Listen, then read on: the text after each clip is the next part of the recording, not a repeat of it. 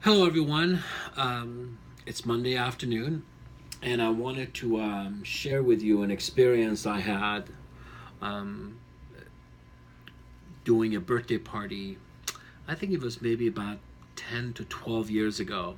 And I wrote about this before in an article, but I wanted to kind of, tell everyone, really what my personal experience was. And I love doing birthday parties, and I think it's a great thing for schools to do. And I remember one of the things we do in our birthday parties, we cut the cake with a samurai sword. And that was a very fun and exciting thing for the birthday boy or girl. And overall, it was a great thing, right? And I just remember doing this birthday party, and for this little boy, I never forget. Here I am on the mat and running everybody and making, do the whole thing that we do on the mat. And I remember the way our school is situated from the mirrors, I can see all the people that are sitting down in corners and stuff.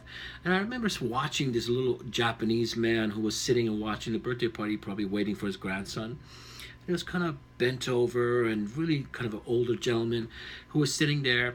And I kind of noticed him, but I didn't make a big deal about it. So I remember when he got to the cake, I went over to our cabinet and I opened the cabinet and I picked up a sword and I turned around to walk towards the table.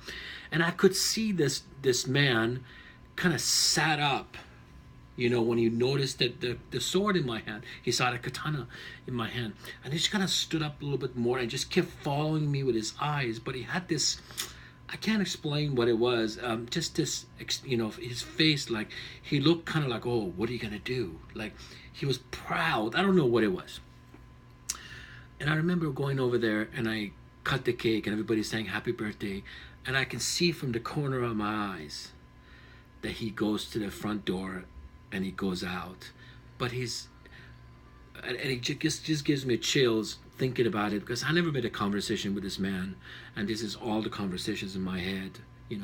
But it just the way he left the school, he chose to stay outside and wait for his grandson was back to bent over, and in that moment, I think I felt this little, and that's the day that I decided that I would never do that again. I would never disrespect the sword. And but I want to tell you that in my school we still do birthday parties, and some of the instructors still do cut the cake with a sword. But I personally, as a person, um, made a decision not to do that again. Then I made a decision as an instructor, as a school owner, I don't want to do that. But I don't ask my instructors not to do it because I think the experience that I went through in that few seconds was a great lesson to me. I didn't have to even walk up to the guy, apologize, or ask him anything. It just something in me just felt really awful, and I just decided not to ever do that again. So that was my experience, and I just want to, kind of share that with putting out there with you guys. So thank you.